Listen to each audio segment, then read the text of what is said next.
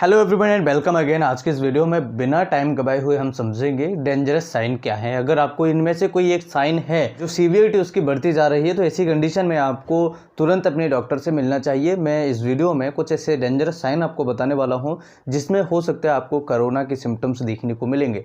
तो 7-8 ऐसे सिम्टम्स हैं जिनको समझना बहुत ज़्यादा ज़रूरी है। अगर वीडियो अच्छा लगे तो लाइक शेयर एंड सब्सक्राइब करें। अगर आपको लगता है कि आपका कोई प्रश्न ऐसा है जो इस वीडियो के बाहर है और आप उस प्रश्न को पूछना चाहते हैं तो मैं 99% नहीं 200% आपको इस वीडियो के हर एक कमेंट का रिप्लाई दूंगा। बाकी पिछली वीडियोस में मैंने कमेंट का रिप्लाई नहीं दिया है। उसका रीज़न ये है कि या तो मैं पहले वीडियोस बना चुका हूं उन टॉपिक्स पर या फिर मैं कहीं ना कहीं उन टॉपिक्स के जो आंसर्स हैं मैं आपको दे चुका हूं। तो लेकिन आज अगर आपको कोई कमेंट्स है तो इस वीडियो में ज़रूर बताइएगा। 200% आपको इस वीडियो में रिप्लाई करूंगा हर एक कमेंट का। So let's started now. और इस वीडियो को ज़्यादा से ज़्यादा शेयर ज़रूर कीजिएगा, तभी कमेंट का रिप्लाई आपको शो होगा। और लाइक्स करना ना भूलिएगा। तो मैं सबसे पहले समझ लेते हैं कि कौन से ऐसे लक्षण हैं, कौन से ऐसे सिम्टम्स हैं जो आपको ध्यान रखने होंगे। सबसे पहला है फीवर, दूसरा है सांस लेने में तकलीफ होना, तीसरा है खांसी, चौथा है बहुत ज़्यादा कमजोरी होना, पांचवा है लो ब्लड प्रेशर और छठवा है आपका लो ऑक्सीजन लेवल। अगर आपको ये 6 लक्षणों में से कोई एक लक्षण आपको अगर देखने को मिलता है और एडिशनल में अगर एक लक्षण और है जिसमें 7वें नंबर पर आता है सुगंध का कम होना। अगर सुगंध और टेस्ट अगर किसी का गायब हो जाता है तो ऐसी कंडीशन में आपको अपने डॉक्टर से मिल लेना चाहिए। अब इन सिम्टम्स को थोड़ा डिटेल में समझ लेते हैं। सबसे पहला सिम्टम्स है फीवर।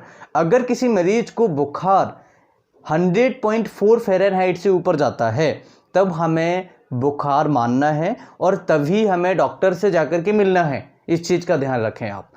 अगर 100.4 फ़ारेनहाइट से नीचे है तो आपको डॉक्टर से मिलने की ज़रूरत नहीं है। ये टेम्परेचर मौसम के हिसाब से, एनवायरनमेंट के हिसाब से, हीट में रहने वाली जगहों पर या फिर बच्चों में ये ऑलरेडी बढ़ा हुआ देखने को मिल सकता है। तो आपको घबराना नहीं है।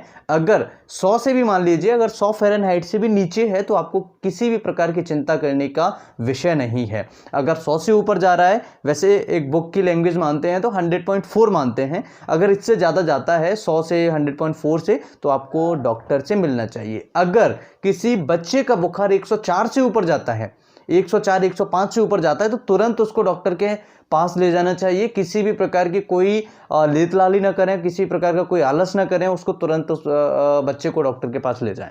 इसके बाद खांसी होना। अगर किसी मरीज को सूखी खांसी है, उसके साथ में उसको रनी नोज नहीं है, यानी कि उसको नाक से पानी नहीं आ रहा है, एलर्जी टाइप की नहीं है और ये खांसी बढ़ती जा रही है, उसकी सीवियरिटी बढ़ती जा रही है। ऐसी खांसी नहीं जैसे आज हमें खांसी हुई और आज ही हमने मेडिसिन ली तो हमें आराम मिल गया, 2 दिन बाद और आराम मिल गया, ऐसा नहीं। जिस खांसी की वजह से आप सो नहीं पा रहे हैं, जिस खांसी की वजह से आप बोल नहीं पा रहे हैं और ये खांसी सीवियरिटी की माध्यम अगर बात करें तो सीवियरिटी इसकी बहुत ज़्यादा बढ़ती जाती है। तो अगर ये कंडीशन है खांसी में तो तुरंत अपने डॉक्टर से मिलें। इसके अलावा सांस लेने में तकलीफ होना। अगर किसी मरीज को लगता है कि मुझे सांस लेने में तकलीफ है तो तुरंत अपने डॉक्टर से मिलना चाहिए, क्योंकि सांस लेने में तकलीफ तभी मरीज को होता है जब किसी मरीज को बहुत ज़्यादा सीवियरिटी हो, या तो उसके सांस लेने के जो पाथवे है, जो सांस लेने की नली है उसमें कोई रुकावट आ रही हो, या फिर जो हमारे खाने की नली है वो कंप्रेस कर रही हो, प्रेशर डाल रही हो,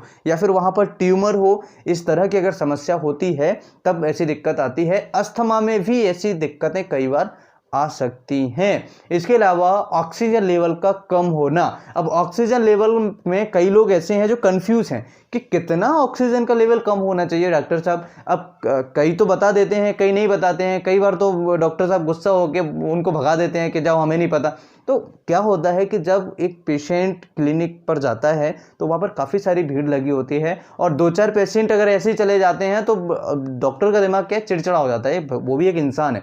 तो इसलिए किसी को इरिटेट ना करें, किसी भी डॉक्टर को आप इरिटेट ना करें। और अगर आपको पूछना है या देखना है तो आप आसानी से, बड़े प्यार से, बहुत आसान शब्दों में पूछिएगा। किसी को भी पूछ सकते हैं। तो ये मैं आपको यहाँ पर बता देता हूँ, हालांकि आपको कंफ्यूज नहीं होना है। अगर किसी भी व्यक्ति का 94% से नीचे आता है तो आपको डॉक्टर से मिलना है। लेकिन आप याद रखें ये फ्लक्चुएट करता है, यानी कि 93 आ गया, 94 आ गया, 95 हो गया, 96 हो गया, 97 हो गया, 98 हो गया, 99 हो गया। तो ये क्या फ्लक्चुएट करता है। अगर 94 से 100 के बीच में है तो आपको किसी भी प्रकार की घबराने की ज़रूरत नहीं है। ये बिल्कुल नॉर्मल स्टेट है, ये बिल्कुल नॉर्मल कंडीशन है। तो यहाँ पर ये चीज़ हमें ध्यान रखनी होगी। अगर 94 से 100 के बीच में, 99% के बीच में सैचुरेशन SpO2 जिसे हम कहते हैं ये है, तो कोई भी दिक्कत हमें नहीं है। इसके साथ में PI इंडेक्स होता है एक। तो PI इंडेक्स क्या होता है, ये लगभग 0.4 से 0.5 से लेकर के 20 तक होता है। तो ये कम से कम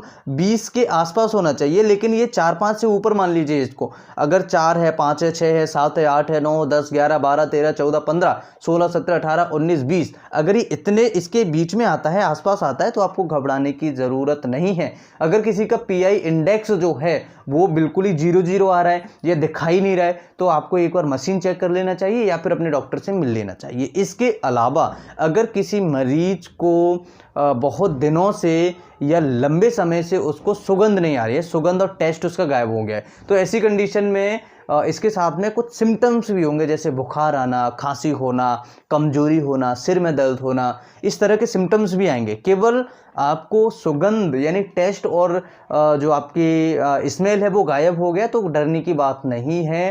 केवल अगर अकेला यही सिम्टम्स है तो आपको बिल्कुल भी डरने की ज़रूरत नहीं है, लेकिन इसके साथ में कुछ सिम्टम्स और भी हैं, जैसे बुखार है, खांसी है, कमजोरी है, वीकनेस आ रही है, तो अपने डॉक्टर से तुरंत मिलिएगा।